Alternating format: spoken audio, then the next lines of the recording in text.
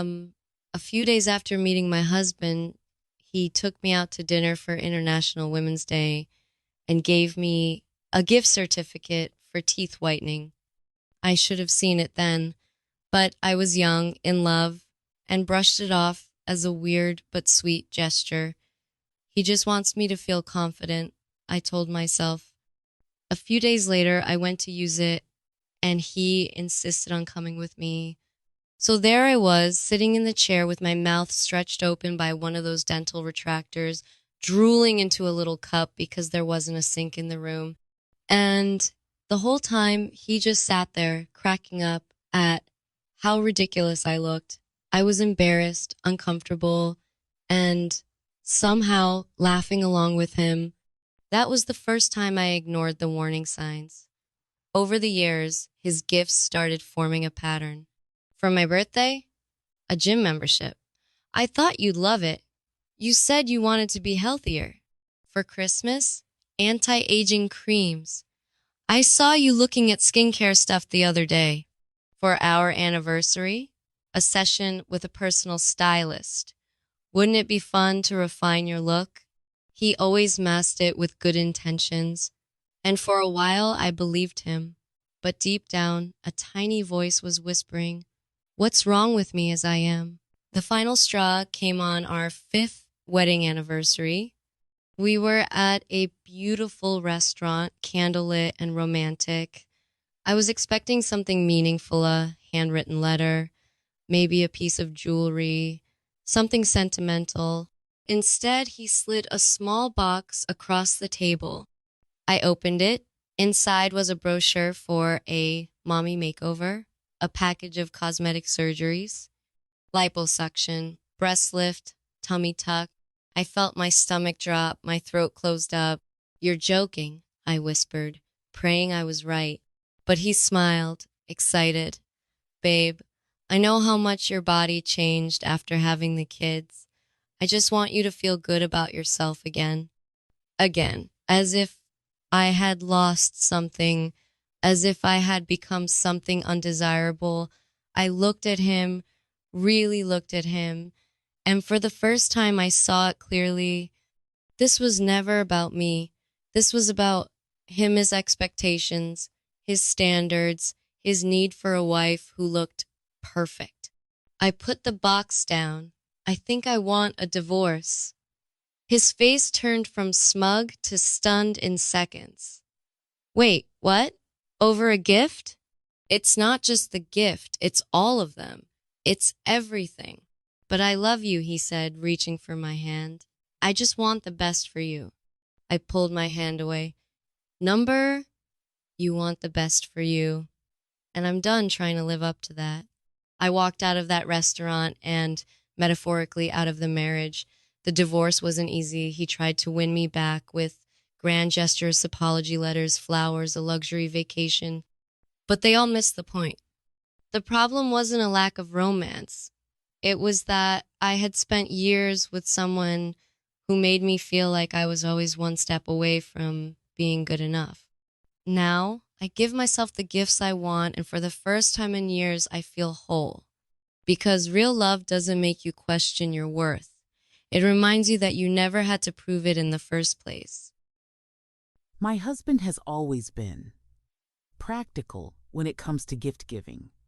Romantic? Not so much. Sweet? Occasionally. But thoughtful? That depends on your definition. For our first anniversary, he bought me a set of high-quality kitchen knives because, in his words, "You always complain about the dull ones." For Christmas last year, a gym membership. I never once mentioned wanting one. So, when my birthday rolled around this year, I braced myself. He handed me a beautifully wrapped box, and for a second I thought, maybe this time he finally gets it. I tore off the wrapping, lifted the lid, and pulled out a neatly folded gift certificate for laser stretch mark removal. Now, before I go any further, let me clarify I never once complained about my stretch marks. I never mentioned them, never even thought about them. They were just there, like freckles or scars from childhood scrapes. They didn't bother me, but apparently they bothered him. I felt my face heat up as I read the little note he attached. I know you always want to look your best, so I figured you'd love this. Happy birthday, babe. Love this? Love this? I swallowed my anger and plastered on a tight smile. Wow, thanks. He beamed. I knew you'd like it. I mean, you're always talking about skincare and stuff. I wasn't. Ever. But clearly, he had been thinking about my skin. At that moment, something clicked. Was this how he saw me? As something that needed fixing? I didn't mention the gift again. I didn't book an appointment. I didn't even look at the certificate. Instead, I started testing him. A week later, I made an offhand comment about how cute dimples are. He laughed. Well, good thing you don't have any. You hate them, right? I don't. Never have. Another time, I grabbed my favorite sweater, the one that's a little oversized and comfy. The second I put it on, he smirked. Going for the homeless chic look today? I stared at him.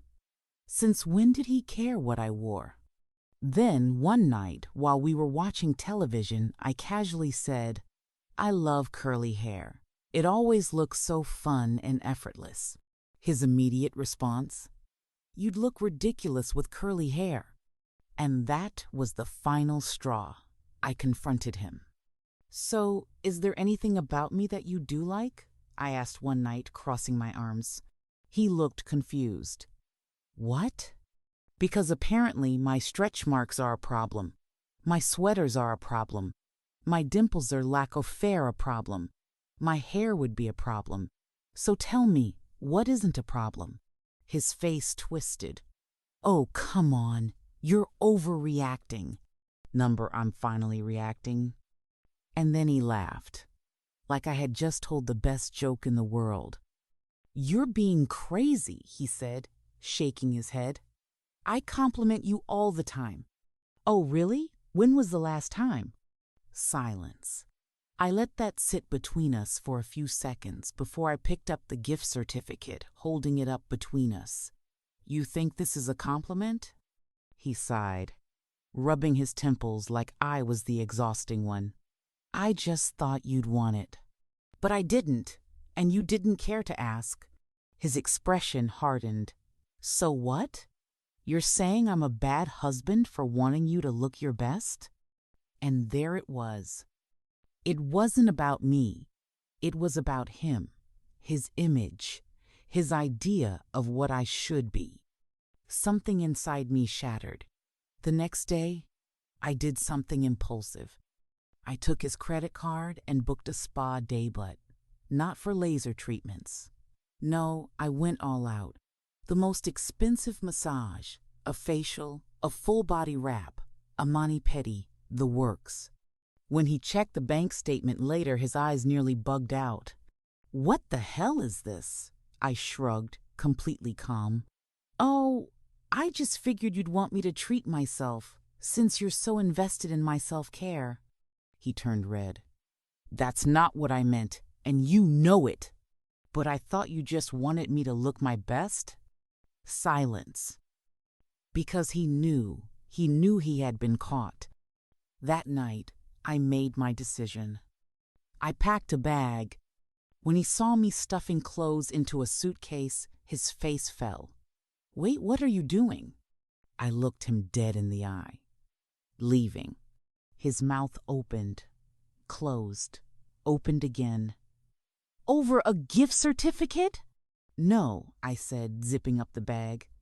Over years of you making me feel like I'll never be good enough. The color drained from his face. He tried to argue, to backpedal, but it was too late. I had already made up my mind. And just like that, I walked out. It took me 2 months to fully realize just how much I had let slide over the years. The subtle jabs, the suggestions, The so-called helpful criticism that chipped away at my confidence piece by piece. And once I saw it all for what it was, there was no going back. Did he try to apologize? Sure. But I didn't listen.